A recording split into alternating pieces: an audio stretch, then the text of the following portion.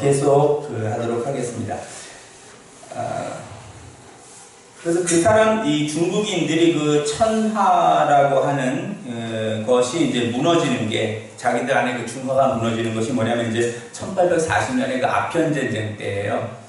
이 역사의 치욕을 중국인들이 절대 잊지 않습니다.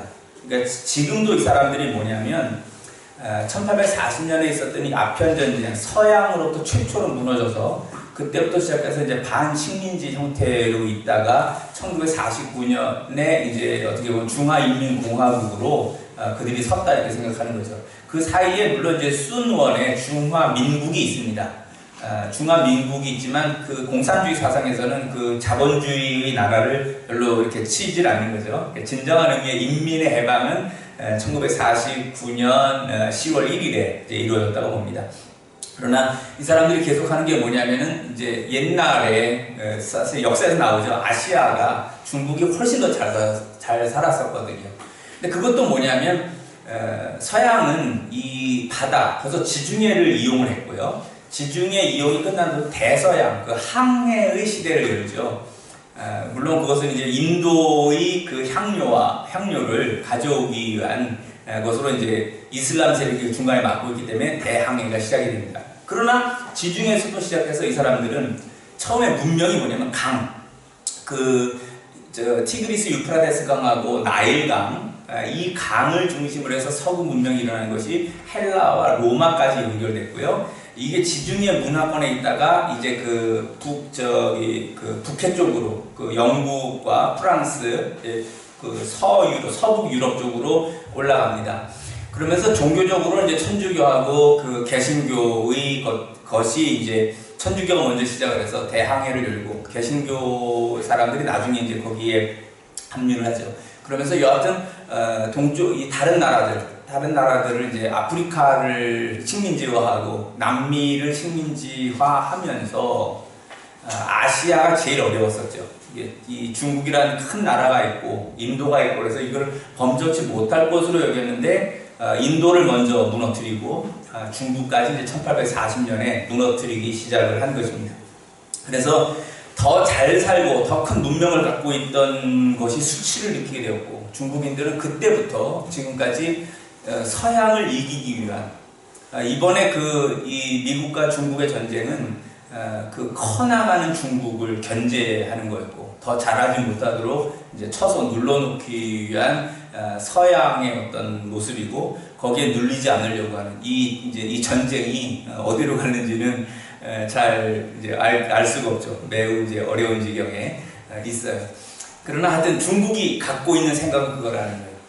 그러니까 덩샤오핑 같은 경우는 더 좀 참으라는 것일 테고 시진핑은 지금쯤이면 가능하다라고 하는 것으로 보고 있는 겁니다.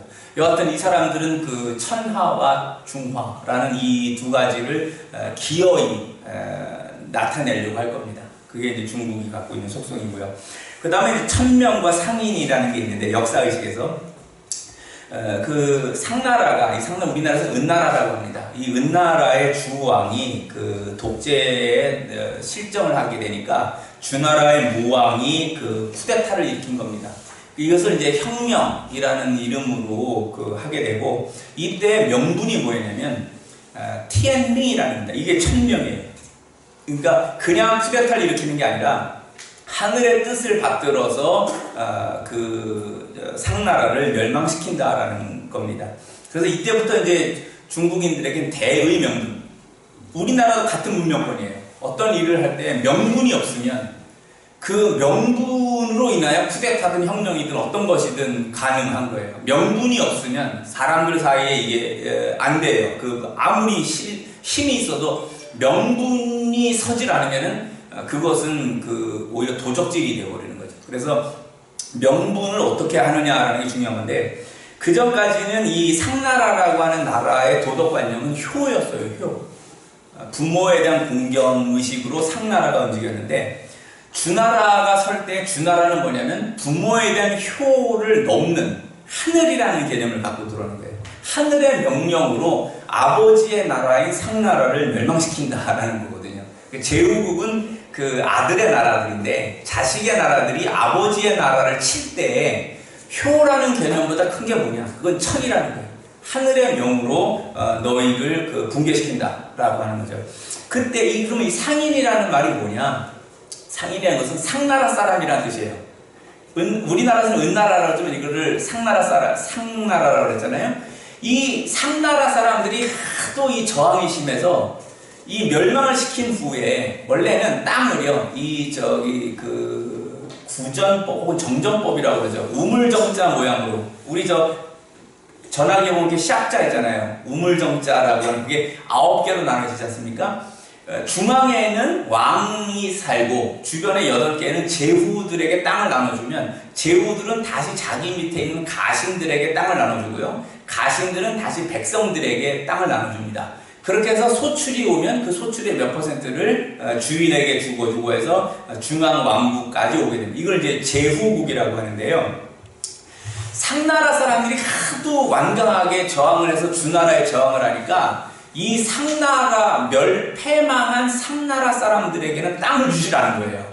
주나라가 선 다음에. 그래서 이 사람들은 땅이 농사를 지을 수가 없으니까 어떻게 되냐면 장사를 할 수밖에 없게 된 거예요. 그래서 이것을 갖다가 떼어다가 저쪽에다 파는 걸 우리가 상인이라고 하는 것은 상나라 사람들은 그거를 해서 먹고 살 수밖에 없기 때문에 그렇게 말했고, 그 다음에 농사는 가장 일반 백성들 가운데는 괜찮은 안정된 직업이에요. 지금도 우리는 안정된 직업을 원하잖아요. 그래서 안정된 땅이 없는 상인들은 이거 불안정한 직업인 거죠. 그리고 그 주나라에 저항을 했었던 그런 그 반역적 개념을 가진 사람들이다 해서 저 사농공상이 생기는 이유예요. 상을 맨 아래다 놓는 이유죠. 그러나 일본은 그게 없었어요. 그러니까 일본은 실제적인 나라인데 칼을 쓰는 사무라이하고 그리고 장사를 하는 이 두 계급이 실제적인 계급이 일본을 움직여요.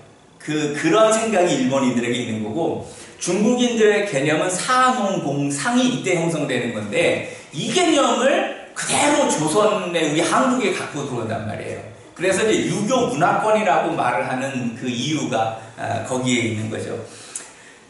그래서 중국을 이렇게 조금씩 알아가면 재밌어요. 우리와 연결되고 우리의 생각이 굉장히 유사하구나. 같은 그 문화권. 그러니까 우리는 사실은 중국이 어떻게 보면 아류 문화권이라고 하거든요. 아류 문화예요. 우리의 실제적 문화가 뭐냐라는 것을 창의적으로 만들어낼 필요가 있어요. 저는 그게 기독교인들 속에서 해야 할 어떤 그 사명 중에 하나라고 생각을 해요. 그걸 만들어 나가는. 그 다음에 이제 천자와 황제라는 게 있는데, 중국 사람들은 원래 이걸 티엔즈라고 해서 이 한자 자체가 하늘의 아들이잖아요. 그러니까 아까 주나라가 설 때 이 사람들이 이제 그 제후 봉건 국가를 형성하는 거거든요. 왕 밑에 제후들이 있는 건데, 이 천자는 뭐냐면 아까 말했죠. 천명과 연결돼요. 그러니까 하늘의 뜻을 받들어서 통치한다는 거예요. 천자는, 티엔즈는 이게 이제 왕인데 혹은 황제라고 할 수 있죠. 근데 이 왕은 뭐냐면 하늘의 뜻을 받들어 너희 백성들을 통치한다. 이게 천자예요. 그러니까 이 중요한 건 하늘의 뜻이 있다는 거예요. 그 하늘의 뜻을 받은 것이 통치자다는 뜻인데, 진시황이 이게 무서워요. 뭐냐면 천하를 통일을 한 이 진나라의 왕, 정이라고 하는 사람이거든요. 진나라 왕의 이름이 정이에요. 이 정이 천하를 통일한 후에 6개의 나라들을 멸망시킨 후에, 야, 나는 보통 왕이 아니지 않느냐? 나를 뭐라고 부르면 좋겠냐? 신하들 말해봐라. 말을 잘 못해. 뭐 대왕 뭐 별거 아닌데, 야, 그건 별로야. 그러다 이제 삼황오제라고 하는 전설의 이 통치자들이 있어요. 중국에 3명의 그 황이라고 할 만한 분이고, 이제 5명의 그 제자를 쓰시는 분이 있는데, 삼황오제에서 따가지고 황제, 황과 제인데, 여러분 이 황자를 잘 보세요. 한자를요, 뭐 칠판 같은 게 있으면 좋지만 맨 넓은 이렇게 찍었죠. 이걸 중국말로 디아리는 점이에요. 점은 무슨 뜻이냐면 정언 명령이에요. 절대 명령이라는 뜻이에요. 점을 찍는 것은 디엔, 중국말로 디엔인데 이 디엔의 뜻은 절대 명령의 뜻이 있습니다. 그 다음 밑에가 뭐냐면은 이게 날일자를 옆으로 늘려놨죠. 이거를 중국말로 위에 그러고 한국말에서는 공자왈 할 때 왈이에요. 이게 말하다 이런 말이에요. 그러니까 위에 디엔은 절대적으로 위에 말하다. 절대 명령이라는 뜻이죠. 누구한테? 밑에가 왕이죠. 왕에게 절대 명령을 내리는 존재는 누구인가요? 아니, 우리가 일반적으로 왕에게 절대 명령을 내릴 수 있는 분은 하나님밖에 안 계세요. 이 신이란 뜻이에요. 그래서 황제의 이 황자는 무슨 뜻이 되는 거냐면 일반 왕들에게 절대 명령, 그 뭐 변명이 오고 할 수 없는 거예요. 절대 명령을 내릴 수 있는 존재는 신인데 중국의 왕이 왕 중에 왕이 자기를 황이라 칭한 거란 말이에요. 진나라에서 처음, 시자, 이게 시자거든요. 진나라에서 처음 황제를 칭했다. 그래서 진시황제예요. 진시황이 이게 무슨 말이냐면 내가 신이라 이 뜻이에요. 황이란 말을 쓰기 시작했다는 것은 내가 신이야. 자, 앞에 천자라는 말은 티엔즈는 천자는 하늘의 뜻을 받드는 하늘의 아들이죠. 왜 저기 우리 성경에서 파라오, 바로도 뭐예요? 태양신의 아들이라는 뜻이에요. 파라오, 태양신이 현현했다, 뭐 그 정도가 되고 이렇게 태양신의 아들이 저 파가 히브리의 바자로 같아요. 그러니까는 아들이라는 뜻이에요. 라가 태양이라는 뜻이에요. 라신의 아들, 이게 파라오예요. 파라오는 태양신을 받들어서 태양신의 아들 혹은 태양신의 현현이 지금 통치하는 거라는 뜻이거든요. 그런데 중국말에는 티엔즈는 하늘의 뜻을 받드는 하늘의 아들이 하늘을 대신하여 통치한다는 뜻이었는데 이걸 진시황 때에 가서는 자기가 신이라 이렇게 말을 하는 거예요. 이게 엄청난 교만이죠. 내가 곧 신이야. 그러므로 중국에서는 황제가 검은 것을 희다고 그러면 흰게 돼버리는 거예요. 흰 것을 검다고 하면 검다고 말해요. 진리가 비진리가 되고 비진리가 진리가 돼요. 누구도 황제를 거스를 수가 없어요. 중국의 문화에서는. 그걸 2000년 동안 황제는 그러한 것이다 라고 하는 거예요. 그래서 중국의 가장 유명한 역사책이 사마천, 우리가 스마치엔이라고 중국말로 하는데 그 사람이 쓴 역사서가 사기예요. 사기에서도 그 사람이 자기 당대의 한 무제에 관하여서는 논평을 못했어요. 당대의 황제에 관하여서는 논평을 역사가가 하지를 못했다는 거죠. 그 정도로 이 황제라고 하는 것에서는 뜻이 있습니다. 그 다음에 서양은 기독교였고요. 중국의 국교는 유교처럼 되는데 유교는 원래 그 주나라 때에 뭐가 있냐면 루라고 하는 직업이 있었어요. 그게 중국말은 루짜오라고 하는데요. 유교를. 이 루라고 하는 직업은 하늘을 보면서 하늘의 기운을 읽고 일종의 천문 같은 것을 보는 말단 관리였대요. 그런데 이 집단의 사람들에게서부터 내려와서 어떤 학문이나 이런 걸 하게 되는데 이게 공자에게 연결이 되는 겁니다. 그런데 이 공자가 있을 땐 이것을 유가라고 했어요. 그러니까 루의 그 유의 학문들로 인하여 제자를 만들어내면 거기에 가자를 붙여줘요. 그 하나의 학파, 가문같이 가를 이루었다면 그게 유가라 이렇게 한 거예요. 근데 그걸 만들었는데 이 공자가 항상 존경하는 인물이 하나 있었어요. 그게 누구냐면 주나라의 그 공자라고 하는 공자 그 뜻이 아니라 주공이라는 분이 있어요. 이분이 누구냐면은 바로 주나라 무왕의 동생인데 형을 도와서 상나라를 멸망시키고 그 주나라를 세웠고요. 그 다음에 그 무왕의 아들 성왕이 왕이 됐는데 이게 작은 아버지가 주공이 작은 아버지가 되잖아요. 삼촌이잖아요. 그런데 워낙 정치를 잘하고 문무에 뛰어나고 대단한 능력을 가진 사람이에요. 삼촌이. 그러니까 성왕이 볼 때는 이게 삼촌을 제거해야만 하는 거예요. 에? 자기가 온전한 그 통치자로 있으려면.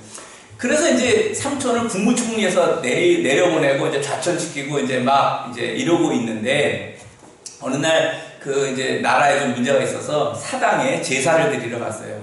제사를 드리러 갔는데 벽틈에 종이가 있더래요. 뭔가 그러고 꺼내서 봤는데 자기 삼촌이 쓴 거야. 그러니까 무왕이 아팠었나 봐요. 자기 아버지가 황제를 할 때 아팠었나 봐요. 그런데 동생인 주공이 쓰기를 하늘이시여 제 형님을 살려주시고 저를 대신 데려가십시오. 주공이 이제 그런 글을 쓴 거예요. 그 충성을 그게 있는데 조카가 그걸 보고는 이제 삼촌을 다시 부르는 거예요. 그리고 제가 잘못했습니다. 이 나라 국무총리 맡아주십시오 하는 거죠. 이해하셨겠죠? 그게 그 충성, 그러니까 나라를 삼촌이 먹으려고 하는 사람이 절대 아니라는 것을 자기 아버지에게 대한 충성을 보면서 조카가 확신을 했고, 다시 주공 삼촌을 불러들여서 삼촌이 통치할 수 있도록, 자기가 황제였지만 주공의 세상을 열도록 한 거예요. 자, 여기에 유교의 특징이 있는 거예요. 유교는 자기가 황제가 되지 않아요. 유교는 언제나 보면 그 관료 집단, 과거를 통해서 뛰어난 인재들이 황제를 보필하여서, 왕이나 통치자를 보필하여서 한 세대를 이루는 것, 관료 집단이 유교예요. 이해하시겠죠? 우리나라 역사도 그래요. 유교가 하는 것은 자기들이 반역을 해서 자기들이 왕이 되지 않아요. 왕이 되는 것은 따로 있는데, 그 왕을 도와서 정치, 경제, 사회, 문화를 주관하는 것이 바로 유교 사상의 그 특징이 됩니다. 그게 주공의 특징이었고, 공자는 그 주공을 흠모해요. 그래서 늘 주공을 꿈꿔요. 꿈을 꿔요. 너무나 열렬히 사랑해서 이 주공이 이 유교의, 그러니까 일종의 그 아주 공자님이 꿈을 꿀 정도니까, 우리가 말하는 공자님이 꿈을 꾸는 대표적 이상의 존재가 주공이에요. 근데 하루는 공자가 꿈을 꾸는데 주공이 꿈에 보이지 않더래요. 그래서 일어나고는 탄식을 했대요. 내 꿈에 주공을 뵙지 못하였다. 공자가 이렇게 얘기를 할 정도로 그 주공이 가졌던 이상정치, 이게 공자가 생각한 것이고, 이게 유가의 근본이에요. 이것을 나중에 어떻게 갖고 들어오냐면은, 송나라 때 그 몽골로부터 엄청난 침략이 있잖아요. 그러니까 이때 누가냐면 주희라는 사람이, 요전 중간에 뭐가 있냐면, 이 유가를 유교로 만든 사람이 누구냐면 한나라 무제 때, 이 한나라 무제는 우리나라의 단군 조선을 멸망시킨 사람이 한나라 무제예요. BC 108년에 우리나라 단군 조선을 멸망시킨 무제인데, 무제 때 관료가 누가 있냐면 동중서라는 사람이 있어요.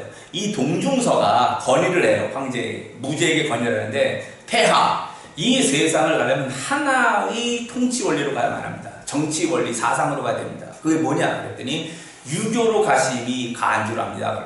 그 전에는 누구예요? 진시 황제는 무엇으로 천하를 통일하려고 하면 법가사상이에요. 법으로 하겠다라는 거거든요.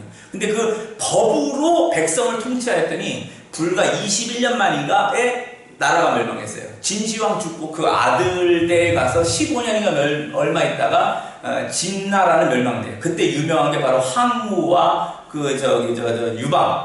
유방과 항우의 우리 장기반의 한나라 초나라 싸우는 게, 그게 돼가지고 진시황의 나라, 진나라가 멸망당하는 겁니다. 그리고 그 유방의 아들 중에서 5대손이 6대손이가 바로 그 이제 무제예요. 그 한무제가 되는데, 진시황은 법과 사상으로 천하를 통일하고 그걸 하려고 하는데, 이게 너무나 무지막지한 거예요. 법으로만 하겠다라는 것은. 지금 우리나라가 왜 어려운지 아세요? 사람들 마음에 법으로 하자라는 마음, 이게 뭔가 이익을 계속 법으로 하거든요. 사람 사이에 인과 정이 있어야 되는 거죠. 서로 적당히 양보하고 손해도 보고 서로 이렇게 하면서 가야 세상이 돌아가는 건데, 이걸 빡빡하게 이익을 따져서 법으로 가면은요 큰일 나는 거예요. 우리들의 저기에서. 그래서 조금 이게 기독교인들이 좀 그런 것을 좀 가져주면 좋은데, 우리들 속에 그 여유가 없거든요. 굉장히 여유가 없는 세상인데 그게 어려워지고 있죠. 자, 그 이제 유교가 되는 겁니다. 그 다음이 바로 뭐냐면, 이제 이것이 우리 조선에 나중에 들어온 성리학이 되는 게 뭐냐면, 이걸 주희의 그 학문, 주자학이 되는 거예요. 주희를 높여서 공자만큼의 반열로 높여주거든요. 주희, 당신이 한 당신의 이 유학의 학문의 경지가 가히 공자님의 공즈, 즉자를 붙일 만큼 높아졌습니다. 그래서 주희를 주자로 높여주고 주주시회, 주자학을 우리 조선에서 받아들일 때 주자학의 가장 기본이 뭐냐면 성과 리예요. 그래서 성리학이라는 이름으로 고려시대 때 안항이 그걸 받아들여서 고려 중기부 때 들어왔지만, 나중에 고려 말에 그 정몽주와 그리고 정도전이 이것을 두 학파로 만들고, 정도전 학파가 정몽주 학파를 치고 이성계와 함께 건국하게 된 것이 바로 조선이라는 나라입니다. 그래서 조선이라는 나라는 주자학의 그 성리학으로 500년 통치의 그 근본을 만들어 간 것입니다. 그래서 이 주자는 그럼 뭐냐? 공자는 실제적인 것이었는데 이 주자가 갖고 있는 생각은 뭐냐면 몽골의 침입, 원나라의 침입이 하도 강하니까 여기에 대하여서 리라고 하는, 리와 기라고 하는, 리가 모두 그러니까 이 실용적 학문이나 이런 것들을 이게 뭐냐면 그 경물지치라는 말이 있어요. 경물지치, 그 다음에 그 수기지인하고 수신제가 치국평천한데 우리는 뭐만 알고 있냐면 수신제가 치국평천한만 알고 있거든요. 이거는 뭐냐면 이 뒷부분은 요거는 도덕 개념이에요. 그러니까 사람이 자기를 수신하여 제가 집안을 다스리고 평천하까지 나간다는 건데 앞에 있는 게 뭐냐면은 경물지치라는 말이 경물, 거우라는 말인데 각각 사물의 격을 알라는 말이에요. 그러니까 학문의 기본은 사물의 격을 알는 말이 이게 이과예요. 유학에서는 유교에서 원래 경물지치가 먼저 나와요. 그 사물의 이치를 사물이 뭐냐는 걸 다 공부하고 수신제가를 들어가거든요. 그래서 평천하까지 가는 거예요. 근데 인문계가 한국에서 하는 게 뭐냐면 수신제가부터 들어가니까 이 앞에 부분 이거를 빼버린 거예요. 그러니까 나중에 정약용이 이 부분을 빼와서 이것을 다시 살리는 게 우리는 신학이라고 말하는데 사실은 원래 유학을 다 살리는 게 경물지치를 해야 돼요.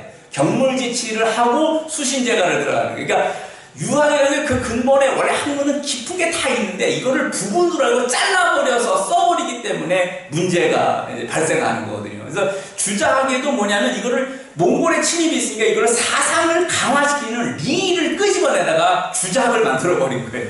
근데 이분이 대단한 거는 그 주자의 대단함은 불교를 다 해버렸어요. 그러니까 불교 어떤 고승과 얘기라도 안 줘요. 주자가 갖고 있는 불교에 대한 것이 엄청 세요. 그래서 불교라든지 나머지를 다 장악하고 갈 수 있는 것에서 그러므로 이분의 학문이 공자와 비견할 만하다 해서 자자를 붙여주고 주자학이 되고 그것이 우리나라 이제 성리학으로 온 거예요. 문제는 뭐냐면 기독교는요, 우리 기독교 역사는 황제하고 로마 황제하고 300년 싸웠습니다. 로마 황제가 한 건 뭐냐면 큐리오스라는 거예요. 나를 주라고 불러달라는 거예요. 로마 황제들이 그 큰 제국을 3개 대륙의 제국을 만든 다음에 자기들이 요구하는 게 뭐냐면 나를 살아있는 신으로 경배하라는 거였거든요. 네? 거기에 붙이는 게 헬라어로 큐리오스를 나에게 칭호를 붙여달라는 거예요. 그런데 다른 로마 시민들은 다 아는데 기독교인들은 안 하는 거예요. 우리의 큐리오스는 오직 예수 그리스도 그분만에게 우리가 큐리오스를 붙일 수 있습니다. 우리는 황제로 인정합니다. 당신은 통치자이시고 우리가 마땅히 존경합니다. 그런데 큐리오스라는 말은 안 됩니다라는 거예요. 그러니까 죽여라 하는 이유 중에 하나가 된 겁니다. 이걸 300년 싸웠다고요. 기독교가 세워진 게 AD 30년서부터 시작해갖고 콘스탄티누스 황제가 이것을 공인할 때가 313년입니다. 약 300년 동안을 치열하게 10대 박해라고 하는 엄청난 박해를 받으면서도 기독교는 순교를 당하면 당했지 당신에게 큐리오스라고 안 한다는 거였어요. 이게 초대교회 정신입니다. 그걸 싸우고 났더니 나중에 나폴레옹이고 히틀러고 어떤 독재자가 나와도 어떤 그 위대한 영웅이 나와도요 자기를 큐리오스라고 부르라는 말을 안 해요. 왜? 이미 300년 동안 해봤거든. 서양 정신에서 예수 기독교가 들어간 사람들 속에서 예수님 이외에 다른 곳에다 큐리오스라는 말을 붙일 이미 300년 싸우는데 누가 미련받게 그걸 또 싸우겠어요. 그러니까 서양 지도에서 안 나오는데 좀 전에 얘기했죠. 중국에서는 황자를 붙였다고요. 그럼 여기에 대해서 절대 신이라는 개념이 들어왔을 때 어떤 종교가 어떤 사상이 여기에 대해서 반대했냐. 당신은 인간이지 신이 아니다라는 반대를 한 것이 없단 말이에요. 특히 유교는 거기에 맞춰갔단 말이에요. 그러니까 동중서는 한무제에게 유교가 황제, 당신과 함께 할 수 있는 사상이다. 그게 종교화되어야 된다. 그러니까 국교 그리고 학문 사상으로 만들어버린 겁니다. 그게 쭉 가면서 우리나라의 조선의 성리학으로까지 들어와서 우리들의 조선의 500년 그 의식을 만든 거죠. 지금도 우리는 예수를 믿지만 우리 속에 많은 부분은 유교의 사상이며 의식입니다. 그래서 진짜 예수의 성경의 그것으로 우리의 문화와 문명과 의식이 만들어지려면 철저하게 가야죠.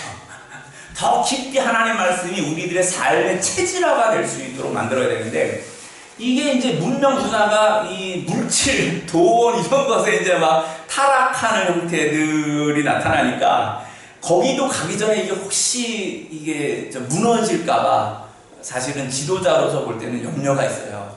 그걸 우리 목사님들이나 이 지도자, 교계의 지도자분들이 생명을 걸고 가실 수 있겠는가. 많이 쇠퇴할 텐데요.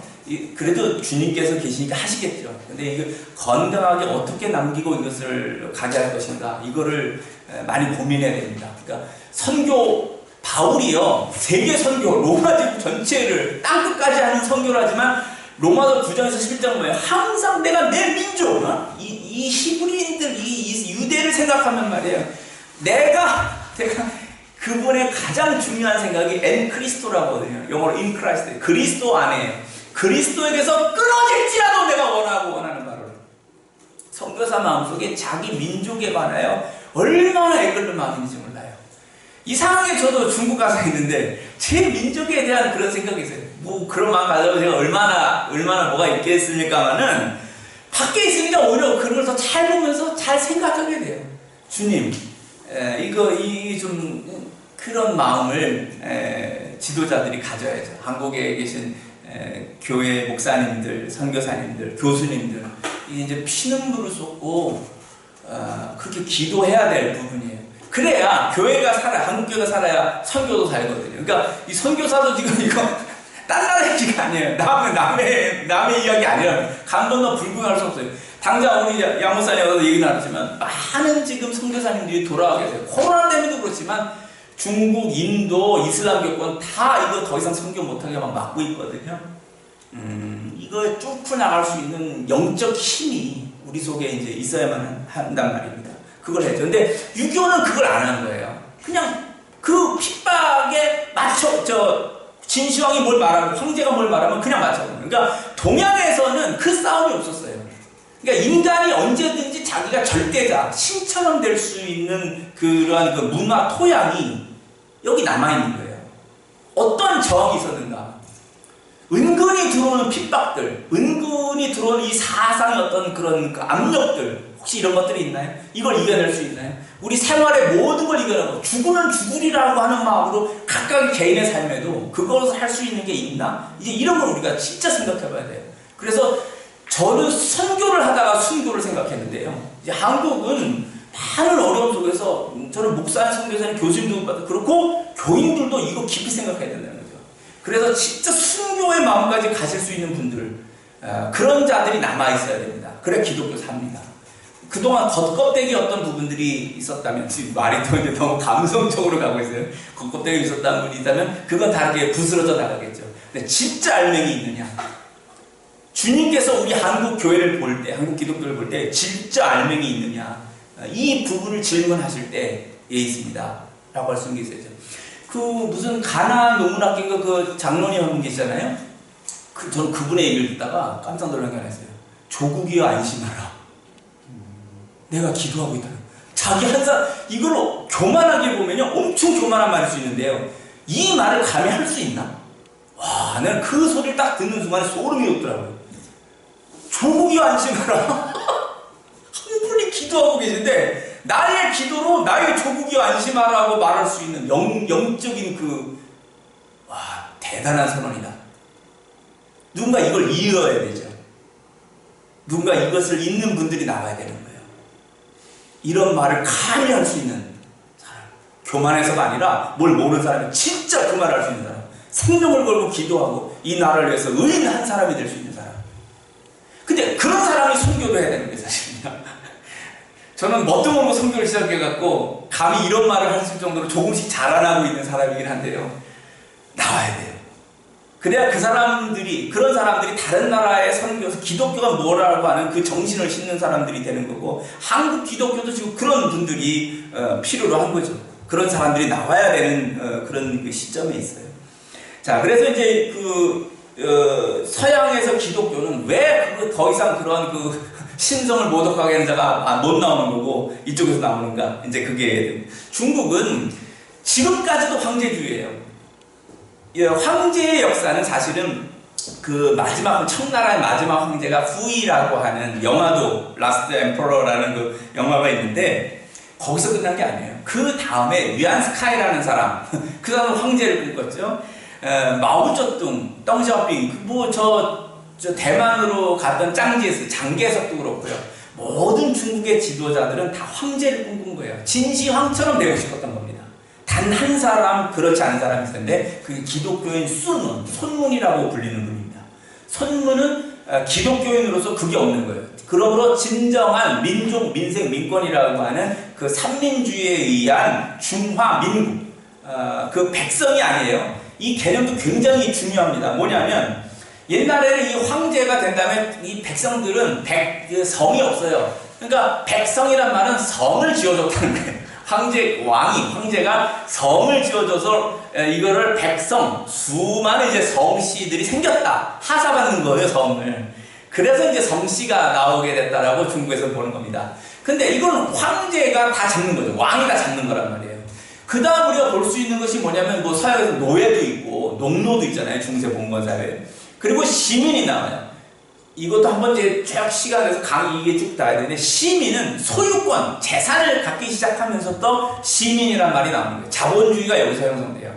그게 흑사병하고도 연결됩니다. 중세 흑사병이 되니까 노동력을 무료로 못 써요. 돈을 주면서 농노들에게 돈을 주고 이들이 자유를 도시로 도망을 가면 자유가 되거든요. 1년만 숨어 살면. 그러니까 이 사람들이 자유가 생기고 자기 노동을 하면 돈이 생기니까 내가 버는 돈, 농노들은 법이고 언론이고 필요 없어요. 근데 재산이 생기면 그거를 지켜야 되기 때문에 법이 발달하고 언론이 발달하는 거예요. 이게 시민이에요. 각 개인의 시민과 재산권을 보호하기 위한 언론과 법률, 공정성 이런 걸 요구하면서 말이 많아지기 시작한 거죠. 시민의 정신이라는 거 여기에 로마의 그 가톨릭은 이걸 못 맞춰요. 계급주의에 맞춰져 있는 거예요. 그래서 개신교가 나오는 겁니다. 개신교는 그렇게 바뀌어진 상황에 하나님 말씀 전체를 부패한 것도 있지만 이거 전체를 보는 원래의 말씀을 찾고 그 다음에 이 자본주의라든지 개인주의에 맞는 형태들로서 프로테스탄트, 개신교라는 것이 나오는 거예요. 칼뱅은 거기에 맞는 신앙과 이 정치, 경제, 사상을 다 연구해서 거기에 맞춰서 이 세상의 판을 만들어 놓은 거예요. 그게 이제 쭉 온 건데 그 다음에 뭐냐면 그래서 여기서 네이션, 그 국민들의 개념이 나와요. 그 중상주의가 나오고 유럽이 분열되니까 포퓰리즘이라서 교황 체제가 분열되고 나니까는 왕을 중심으로 한 민족주의가 내셔널리즘이 형성됩니다. 그때 국민이란 말이 나와요. 그리고 칼 마르크스 이후에 이제 인민, 피플이라는 뜻을 인민이라는 뜻으로 사회주의, 공산주의 개념으로 나와요. 좀 전에 말했던 백성, 노예, 백성, 농노,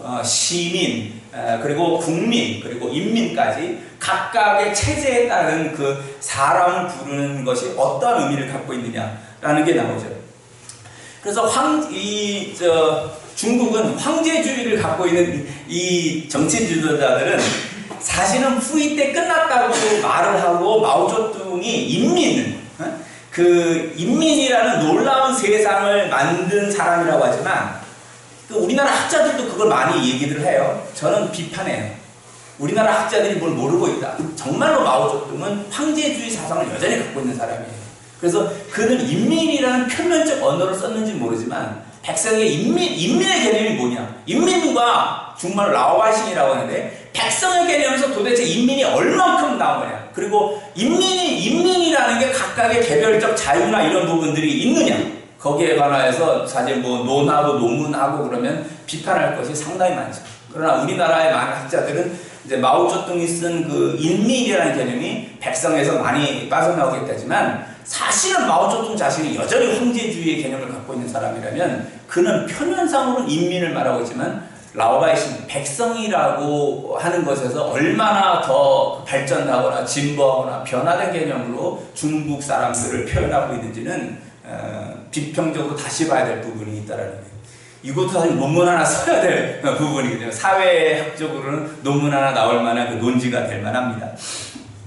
자, 이제 그 생활 속의 문화에는요, 카이랑프라는 게 있는데, 이거 우리나라는 개바지라고 그래요. 애들이 어렸을 때 여기 이렇게 터져 있는 거 아시죠? 그럼 이걸 아무 데나 가서 오줌 싸고 똥 싸고 만들어 수 있는 거예요. 그러니까 한마디로 말해서, 기저귀 차고 있다가 좀 크고 나면 이거를 해서 아이들이 대소변을 가리는 걸 해줘야 되는데 대소변 가려야 할 시기에 아이들을 맘대로 엄마 좀 편하자고 하는 어떤 것도 있고 애들을 아무데나 싸게 하는 거예요.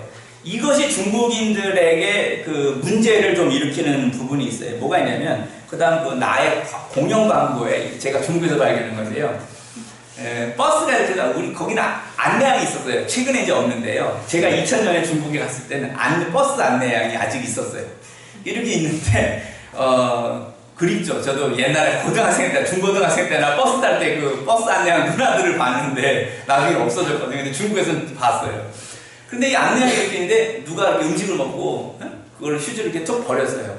그랬더니 이제 안내양은 니 왜 이제 수입이야 너무 떼어나? 이게 무슨 말, 너 왜 함부로 그거 버려? 이러는 거예요. 그 공영 광고에 나오는데 너 이거 함부로 버려? 그때 이제 버스 안에 아주 그 화가 나서 막 이러면서 딱 잡아갖고는 창문을 열더니 버스 창문을 열더니 안내양이 밖에다 버리는 거예요. 무슨 말인지 이해하셨어요? 예. 그러니까 이게 무슨 개념이냐면 버스를 타고 있는 사람은 자기 바뀌죠. 이 버스라는 게 자기에게는 나하고는 상관이 없는 거예요. 그러니까 난 먹고 버린 거예요. 근데 버스 안내는 뭐예요? 이걸 자기가 치워야 되는 거잖아요. 청소해야 되고 자기와 연결되는 거잖아요. 그러니까 그 버스 승객을 혼내고 너 그렇게 막 함부로 버리냐 하고는 그걸 지우갖고 버스 창문 열고 밖에다 던져버려요. 밖은 자기하고는 상관없는 거예요. 그거는 아주 모션, 자기하고는 아무 관계없는 세계라는 거죠. 그러니까 중국인들이 생각하는 건 자기와 연관된 안에서만 신경 쓴다는 거예요. 그러니까 이게 뭘 말하냐면 사회, 소사이어티라고 하는 내가 관계가 없어도 함께 산다라는 개념이 아직 없다는 것을 이야기하고 이것을 이제 변화시켜 나가야 되겠다라는 것이 공익 광고로, 공영 광고로 이것을 광고하는 걸 제가 2000년 들어갔을 때 보았습니다. 그래서 독일의 사회학자인 막스 베버는 저 프로테스탄트의 그 윤리와 자본주의 그 칼뱅과 자본주의를 연결해서 논문을 쓰셨던 분이 막스 베버인데 대단히 유명한 분이죠. 그래서 이 막스 베버는 중국을 연구를 하면서 뭐냐면 이걸 페밀리즘이라고 했어요. 중국에는 소사이어티 개념이 없다는 거예요.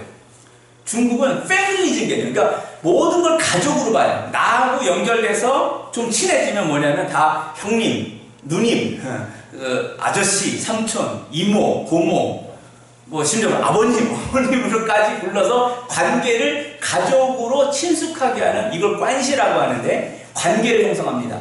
그 안에서만 움직인다는 거예요.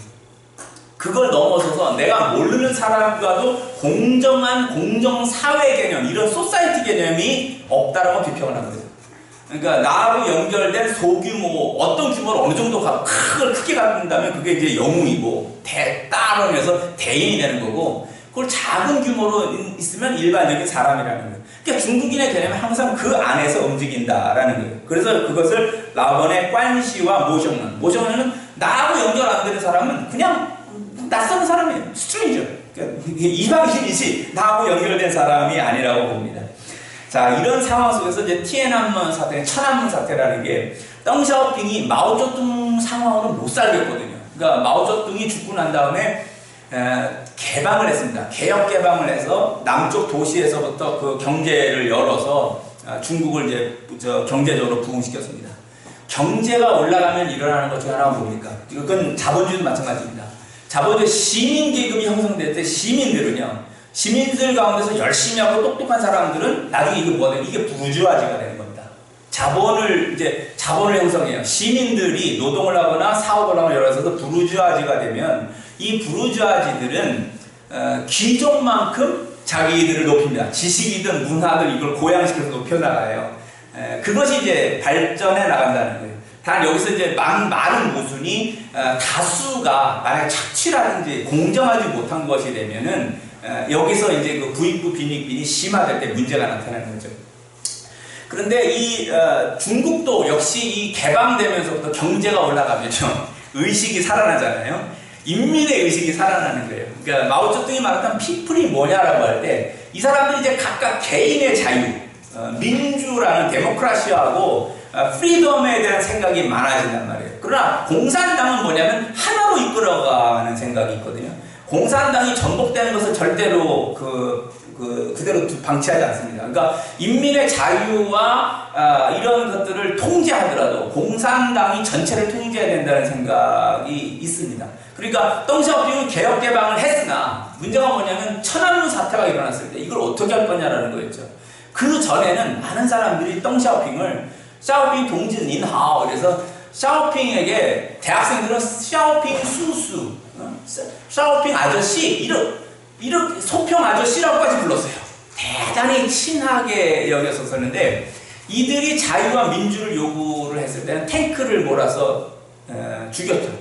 엄청나게 이제 그 충격, 그거를 생방송을 했대요. 중국 인민들이 보고 니네 까불면 이렇게 죽는 거야 하고 그걸 생방송을 했답니다. 천안문 공장에 그 탱크가 밀고 들어와서 그 진압하는 것을 그대로 생방송을 했다고 합니다.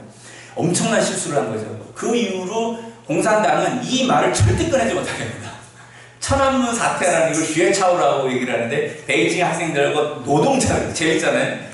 명문대 대학 최고의 대학생들과 노동자들이 연합을 해서 시민에서 혁명을 했던 부분이었으니까 천안문 사태가 그렇게 넘어갔죠. 그래서 공산당의 한계, 이 국민이 민주주의와 그리고 자유를 요구할 때, 자유스러운 발언과 이런 것을 원할 때 공산당이 어디까지 그것을 열 수 있느냐라고 하는 것에서 그 한계를 보여줬던 그런 부분이었습니다. 야, 이거 10분 남았는데 중국의 선교 전략을, 이거 원래 요게 이제 1시간 하고 끝나고 그 다음에 이제 뒷부분을 가야 되는 건데 빨리 보죠. 그 중국의 선교 전략에서 그 선교라고 하는 것은 무엇인가? 아까 말했지만 언어를 넘어서는 것, 문화 역사를 넘어서는 거예요. 바벨탑 이후에 갈라졌던 것이 성경에서 언제 이게 봉합되냐면요. 창세기 11장의 바벨탑 사건은 사도행전 2장에서 오순절 성령 강림으로 봉합됩니다. 주님의 뜻이 그때 나타나는데 뭐라고 나와있냐면 성령이 각 사람 머리 위에 그 불의 혀와 같은 것이 임하였더니 그들이 각 나라 방언으로 예수님을 그리스도라 말하기 시작하니라 해요. 오순절 성령 강림은 각 나라의 언어로다가 외국어를 모르던 분들이 직접 외국어가 나온 겁니다. 그래서 그 당시에 이걸 연구해 본 분들이 한 25개 정도의 언어군이었다고 합니다. 거기 디아스포라 사람들이 와가지고 예루살렘 성전에 참여했던 순례자들이 보통 한 25개 정도, 23개에서 25개 정도를 보는데요. 그 언어로다가 외국어가 나왔다는 겁니다. 그래서 방언에서 이 외국어로 나오는 게 있고, 이것은 언어의 장벽을 넘어서는 겁니다. 선교사는 저는 이제 여러 말씀도 하고 여러 부분을 이제 그 선교라는 말씀도 많이 붙이지만 저는 가장 주된 것을 뭘 보냐면 언어의 장벽을 넘는 겁니다. 다른 문화와 다른 사상을 갖고 계신 분들에게 그 언어의 장벽을 넘어서 그들의 문화와 역사를 이해하면서 그들 속에 예수 그리스도를 전하는 것, 이것을 저는 선교로 봅니다. 그런데 선교 브로커나 선교 장사꾼들이 있습니다. 이제 여기서 무슨 선교합니다라고 하면서 이제 돈을 많이 이렇게 해서 자기 개인이 잘못 사용하는 그런 분들도 있고, 참 선교 이렇게 보면 속상하죠. 진심을 가지고 선교를 도왔는데 그런 그 선교 브로커, 선교사라고 이름하면서 선교 장사를 하고 있고 하는 모습이 나타날 때는 아픕니다. 그러나 없지는 않고, 제가 좀 더 젊었을 때는 엄청 비판을 했는데 지금은 이제 많이 좀 불쌍하다. 저렇게 주님의 이름으로 속여서 저렇게 놓고 정말 천국을 믿나? 이런 생각이 많이 들죠. 하여튼 이제 그렇게 그런 가라지대로 두고 알곡은 알곡대로 가는데요. 선교적 중생이라는 개념을 봅시다. 이것은요, 제가 선교를 하다가 제 스승이신 분에게 선교를 하려면 그 나라의 그 민족 속에서 거듭나야 할 정도의 마음이 있어야 된다라는 게 느껴졌습니다. 그래서 이런 표현이 있습니까? 그랬더니 없대요. 서양 사람들 이걸 미션 마인드라고 합니다. 그러니까 선교하려는 마음으로밖에 표현 못해요, 영어로는. 그래서 제가 이걸 영어 단어로 좀 멋있게 좀 만들어 봐야 되겠다. 그래서 한 것이 뭐냐면은 미셔널 리제너레이션입니다. 리제너레이션이 중생이라는 단어. 그러니까 우리가 거듭나서 주님을 정말 알게 되듯이 다시 태어나는 것처럼 선교사는 그 나라의 언어와 역사와 문화를 정말 이해하고 거기서 마치 태어난 사람처럼 그렇게 그들을 이해하는 자로 거듭나야 된다. 그래서 이걸 미셔널 리제너레이션 혹은 미셔널 born again이라는 영어 표현으로 했어요. 그 정도의 마음을 가지시라는 거예요. 여러분이 어떤 나라를 아직 가지 못하더라도 그 나라 역사와 문화와 언어에 대해서 틈틈이 계속해서 관심을 갖고 기도하면서 그 지식과 마음을 익혀가셔야 돼요. 그걸 성장시켜봐야 된다는 거예요. 그리고 마침내 그 나라, 그 민족에게 갔을 때 그것을 시작하고 직접 체험해서 빨리 그게 들어오거든요. 그런 선교사가 되야만 합니다. 기본에 충실해야지. 기본을 안 해놓고요, 기본을 안 하면요 뜨거운 마음이 안 일어나요. 알지를 못하는데 어떻게 뜨거운 마음이 나와요? 그 기본, 아까 말한 대로 언어와 역사와 문화를, 이게 기본이란 말이에요. 이 기본에 충실해 보세요. 그러면은 그 주님께서 불을 줘요. 뜨거운 마음을 주고 순교에 이르는 마음을 준다니까요. 이 한국 선교가 지금 한국 선교라는데 순교자가 나와야 되잖아요. 순직하시는 분들은 계세요. 사고로 돌아가시고 하잖아요. 근데 순교자가 나와야 되는 거예요. 순직하시는 분들은 우리가 그냥 좋게 순교자라고 말씀을 하고 있지만은 진짜 순교자, 박해를 받아서 죽는 그 순교자의 열정들이 우리 선교사에서 나와야 되는 거예요.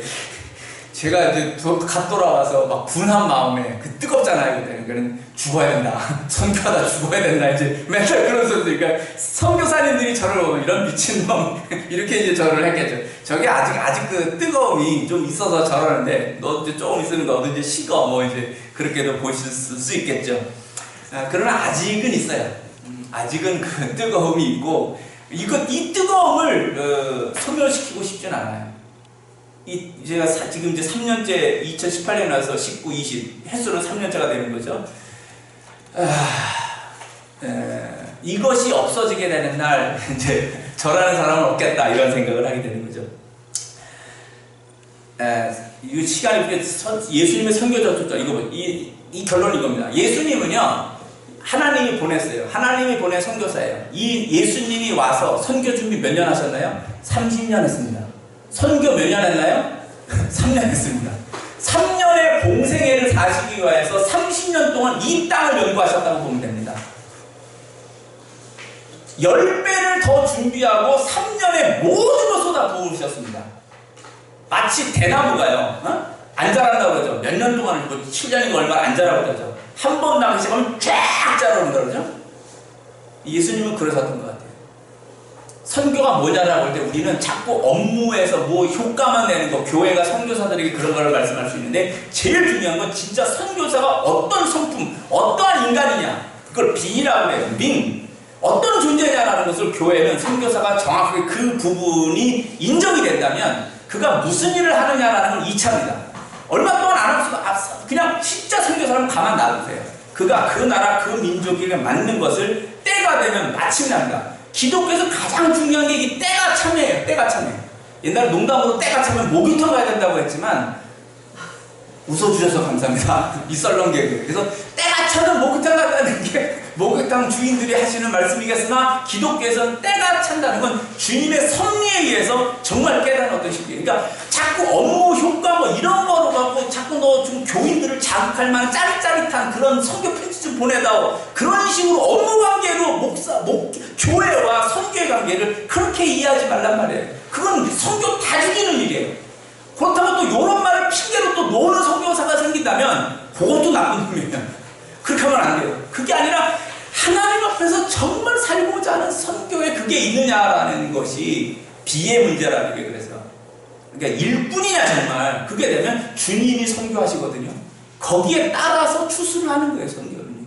그래서 정말 충실한 교회, 정말 충실한 목사, 그리고 정말 충실한 선교사, 그렇게 될 때 선교는 기가 막힌 열매를 맺어요. 그거를 업무 효과, 선교, 짜릿한 선교 편지 이런 식으로 사람을 평가하지 말고 가만 놔둬보세요. 그가 진짜 선교사라면 그는 주님의 일을 해요. 그거 안 하면 자기 양심이 묶여져요. 자기 양심이 아프거든요. 원래 20분까지 나오는데 25분이라고. 뒷부분을 여러분이 읽어보시고요. 한 가지 지금 작년에 2019년에 10월 25일 날 울었어요. 경찰자들 아침에. 왜냐면 교회에서 그 예배 시간에 공산당 찬양가를 불러요. 중국에서. 나는 그게 성가하는 줄 알았어요, 주님에게. 근데 공산당을 찬양하라, 그걸 성가복을 입고 교회에서 부르고 있는 거예요. 그걸 예배 시간에 꼭 들어가게 만들고 있는 게 지금 삼자교회, 가정교회 요구를 해요. 공산당 찬양가가 예배에 포함되고 있고, 동화에 제가 추방된 이후에 제가 들리는 이야기들이, 동화에 우리 성냥팔이 소녀 있잖아요. 그 성냥팔이 소녀가 맨 끝에 성냥을 켜고, 그리고 이제 하늘의 그 별이, 하나님께서 그의 영혼을 하늘로 들어올리시다, 그런 내용인데 끝에 거기에 중국말로 그 하늘의 그걸 쌍띠라고 하는데, 쌍띠자를 동화에서 다 빼버리고 있는 거예요. 중국의 어린이들이 하나님이라는 소리가 서양 동화에서도 나타나지 않도록 다 개편 작업을 하고 있다는 겁니다. 그러니까 저의 젊음, 제가 검은 머리에 들어가서 흰 머리가 되어서 나왔는데, 제 청춘을 바친 그 나라 그 민족에게서 쌍띠, 하나님이라는 이름이 사라지고 있고 하나님을 믿는 문화가 사라지고 있는 것에 대해서 정말 아팠어요. 그래서 작년 2019년 성탄 12월 25일 날 아침에 그러한 소식들을 듣고 제가 아침에 울었어요. 성탄절날 울어보기도 처음이네요. 이렇게 되는 것이, 인도든 이슬람교권이 다 이런 개념들 속에 있거든요. 우리들이 무엇을 마음에 갖고 선교할 것인가, 이것들을 여러분이 정말 더 어려워지는 시대에 이 LMTC에서 여러분이 또 코로나인데도 이렇게 마스크를 쓰고 나와서 이 듣는 거 하나님께서 정말 기뻐하실 일입니다. 그래서 저도 오늘 제 마음을 다해서 사실은 강의를 했어요. 진심으로 강의를 하고, 그런 것이 여러분이 꼭 생명의 양식이 되었기를 바랍니다. 잠시 기도하고 마치겠습니다. 하나님 아버지 은혜를 감사합니다. 오늘 이 춘천 LMTC에 와서 이렇게 중국 선교에 대해서 강의할 수 있게 해주심을 감사드립니다.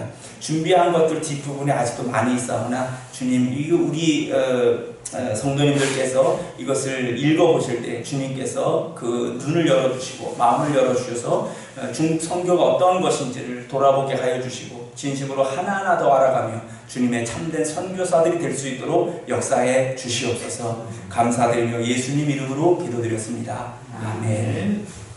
감사합니다.